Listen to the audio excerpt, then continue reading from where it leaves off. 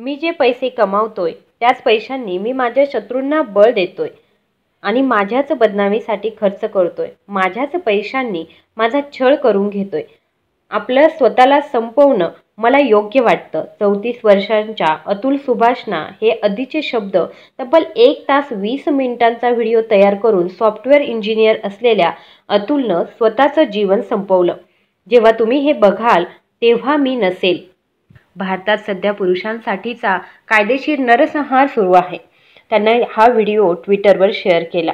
या व्हिडिओमध्ये अतुलनं Elon Musk आणि डोनाल्ड ट्रम्प यांना टॅग केलं आणि 9 डिसेंबरला बंगलोरमधल्या आपल्या राहत्या घरी स्वतःला संपवून घेतलं। यासोबतच त्याने एक 24 पानी पत्र लिहून आपल्या पत्नीकडून आणि तिच्या घरच्यांकडून आपला कसा छळ करण्यात आला, खोट्या केसेस लावून आपल्याकडे कशी पैशांची मागणी करण्यात आली याचा सगळा खुलासा केलाय। धक्कादायक गोष्ट म्हणजे फॅमिली कोर्टच्या न्यायाधीश यांनाही अतुलनं आपल्यावरच्या अत्याचारांसाठी जबाबदार ठरवले। या 24 पानी पत्रासोबतच त्याने एक मेसेज आपल्या घरात लिहून ठेवलाय, म्हणजे जस्टिस इज ड्यू। हे सगळं प्रकरण समोर आल्यानंतर आता सोशल मीडियावर अतुल सुभाषला न्याय मिळवून देण्यासाठी जस्टिस फॉर अतुल सुभाष या हॅशटॅगने करण्यात आली आहे।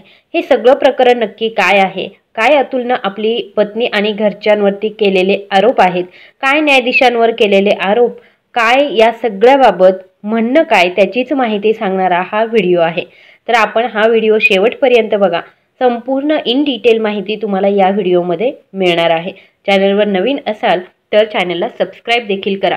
डिसेंबरच्या रात्री उशिरा कर्नाटकातील एका NGOला अतुल सुभाष या ID वरून एक मेल आला। आपण घरगुती हिंसाचाराला बळी पडतोय, मी गेल्यानंतर माझ्या घरच्यांना मदत करा, असं अतुलनं NGOला लिहिलेल्या मेलमध्ये म्हटलं होतं। संबंधित NGO कडून तातडीने या मेलची माहिती पोलिसांना देण्यात आली।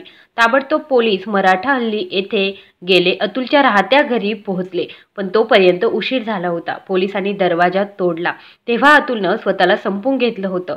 अतुलनं आपल्या छातीवर जस्टिस इज ड्यू असं लिहून ठेवलेलं होतं आणि एका टेबलावर त्याने एक 24 पानी मोठं पत्र ठेवलं होतं। तसंच ट्विटरवर त्याने शेअर केलेला व्हिडिओही पोलिसांच्या समोर आला।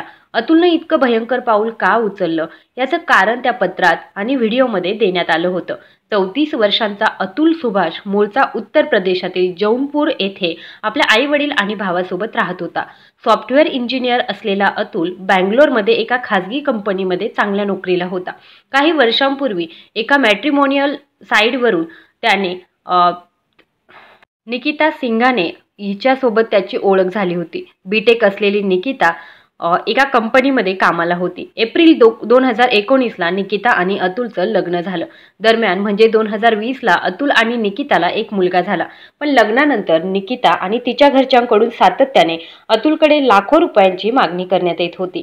अतुलने पैसे द्यायला नकार दिल्यानंतर 2021 मध्ये निकिता आपल्या मुलाला घेऊन अतुलचं घर सोडून निघून गेली। त्यानंतर निकिताकडून अतुलवर गंभीर आरोप करत वेगवेगळ्या केसेस दाखल करण्यात आल्या। याच आरोपांची सगळी माहिती अतुलनं आपल्या पत्रात दिली आहे। अतुलची पत्नी निकितानं अतुल आणि त्याच्या घरच्यांविरोधात एकूण 6 केसेस कोर्टात तर 3 केसेस हायकोर्टात दाखल केल्या होत्या। IPCच्या कलम 302 अंतर्गत हत्या, कलम 377 अंतर्गत अनैसर्गिक शरीर संबंध तसंच 498A, 323, 406, 504, 506 अशा विविध गंभीर कलमांखाली निकितानं अतुलवर केसेस दाखल केल्या। त्याचबरोबर घरचे हुंड्यासाठी आपला आणि आपल्या घरच्यांचा छळ करत असल्याचं सांगत निकितानं 2022 मध्ये हुंडा प्रतिबंधक कायद्यानुसार केस दाखल केली होती। 2019 मध्ये अतुल आणि त्याच्या घरच्यांनी आपल्या वडिलांकडे 10 लाख रुपये मागितले। हा आघात सहन न झाल्यानं आपल्या वडिलांचा मृत्यू झाल्याचा आरोप निकिताकडून करण्यात आला होता। मुख्य म्हणजे तिच्या वडिलांचा मृत्यू ऑगस्ट 2019 मध्ये झालेला असताना डिसेंबर 2022 मध्ये निकिताकडून ही केस दाखल करण्यात आली। पण नंतर 2023 मध्ये आपल्या वडिलांचा मृत्यू हार्ट इश्यूमुळे झाल्याचं निकिताने पोलीस तपासात कबूल केलं। तसंच अनैसर्गिक शरीर संबंधाबाबतही निकिताकडे अतुलच्या विरोधात कोणतेही पुरावे नसल्याचं अतुलनं आपल्या व्हिडिओमध्ये सांगितलंय। दरम्यान घटस्फोटानंतर मुलाच्या संगोपनासाठी निकिताकडून दरमहा 2 लाख रुपयांची मागणी करण्यात आली। अतुलनं पत्रामध्ये असं लिहिलेलं देखील आहे, तर तो पोटगी सुद्धा देत होता। तसेच मुलाला भेटण्यासाठी अतिरिक्त 30 लाख रुपयांची मागणी निकिता सिंघानिया आणि तिच्या घरच्यांकडून केली जाते।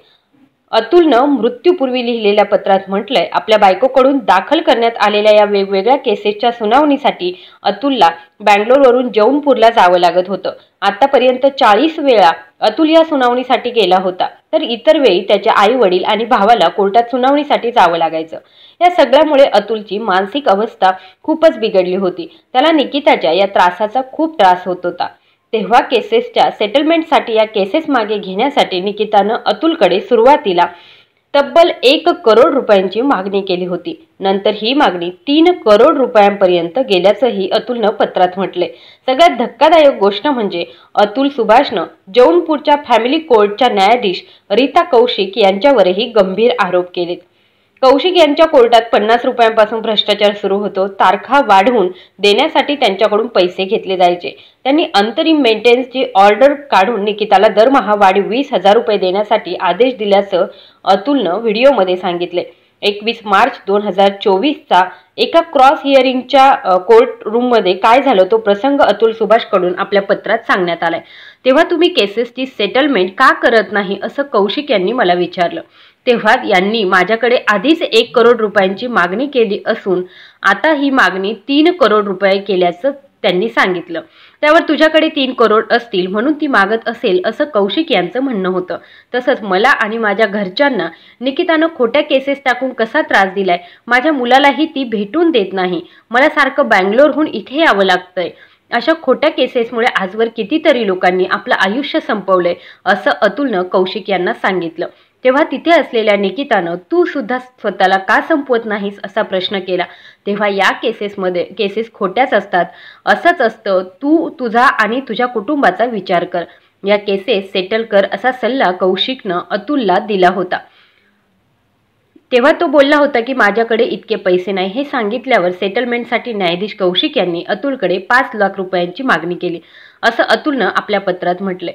तसंच निकितानं अतुलला तू अजून तुझं आयुष्य संपवलं नाहीस का असा प्रश्न विचारला। तेव्हा मी माझं आयुष्य संपवलं तर तुम्ही पार्टी कशी करणार असं अतुलनं निकिताला हसून विचारलं होतं आणि निकिताने सुद्धा हसून तेव्हा आम्ही पार्टी करणार, तुझे वडील देतील मला पैसे असं सांगितलं होतं। तू गेल्यानंतर तुझे आई वडीलही जातील आणि त्याच्यानंतर सर्व माझंच आहे। सगळ्या कुटुंबाला जन्मभर कोर्टाच्या चक्रा सुद्धा माराव्या लागतील असा प्रसंग जो आहे तो अतुलनं लिहून ठेवलाय। याच सगळ्या त्रासाला कंटाळून टोकाचं पाऊल उचलल्याचं सांगितलं जातंय।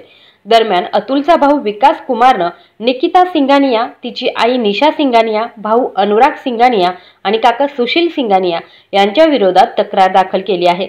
माझा भाऊ शारीरिक आणि मानसिकरित्या थकला होता, तो खूप तणावात होता। आपल्या देशात सगळे कायदे महिलांच्या बाजूने आहेत। माझ्या भावाने शेवटपर्यंत झुंज दिली पण अखेर तो आम्हाला सोडून गेला असं विकास कुमार म्हटले। अतुलच्या मृत्यूनंतर त्याच्या आई वडिलांना ही न बघवणारी आणि माझ्या मुलानं सगळं काही एकट्यानं सहन केलं, आपल्याला होणारा त्रास त्याने आम्हाला होऊ दिला नाही, तो आतल्या आत पोखरून गेला होता आणि शेवटी आम्हाला सोडून निघून गेला असं अतुलच्या आई वडिलांनी म्हटलंय। अतुलनं मृत्यूपूर्वी लिहिलेल्या 24 पानी पत्रात 12 मागण्या देखील केल्यात। आपल्या मृत्यूनंतर ही केस कर्नाटकामध्ये चालवली जावी, तिथेच आपल्याला न्याय मिळू शकतो। माझ्या अस्थी गंगेत विसर्जित कराव्या आणि जर ते निर्दोष सुटले तर कोर्टाच्या बाहेर एखाद्या गटारामध्ये फेकून द्याव्यात, अशाही मागण्या अतुलने केल्या आहेत।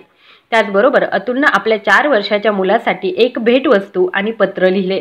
मी जेव्हा तुला पहिल्यांदा पाहिलं तेव्हा मला वाटलं की मी तुझ्यासाठी जीव देऊ शकतो, पण आज तुझ्याशिवाय मी माझा जीव सोडतोय असं अतुलनं पत्रात लिहिलेलं आहे। मुलाला उद्देशून असं म्हटलं आहे। मुलासाठी लिहिलेलं पत्र आणि ज्या गोष्टी आहेत तर त्या 2038 मध्ये उघडण्याची अटही अतुलनं घातली आहे। या सगळ्या प्रकरणानंतर तिच्या घरच्यांविरोधात BNSच्या कलम 108 आणि सेक्शन 3(5) अंतर्गत गुन्हा दाखल केलाय। तसंच त्यांना ताब्यात घेऊन पोलिसांकडून चौकशी सुरू आहे। चौकशीत काही आढळल्यास त्यांच्या विरोधातल्या कलमांमध्ये वाढ होण्याची शक्यता आहे। आता अतुलला न्याय मिळवून देण्याची मागणी सोशल मीडियावर जोर धरू लागली आहे। त्याच्या पत्नीसोबतच न्यायाधीश रीता कौशिक यांच्या बाबतीतही संताप व्यक्त केला जातोय। त्यामुळे आता अतुलला न्याय कधी मिळणार हा मोठा प्रश्न आहे।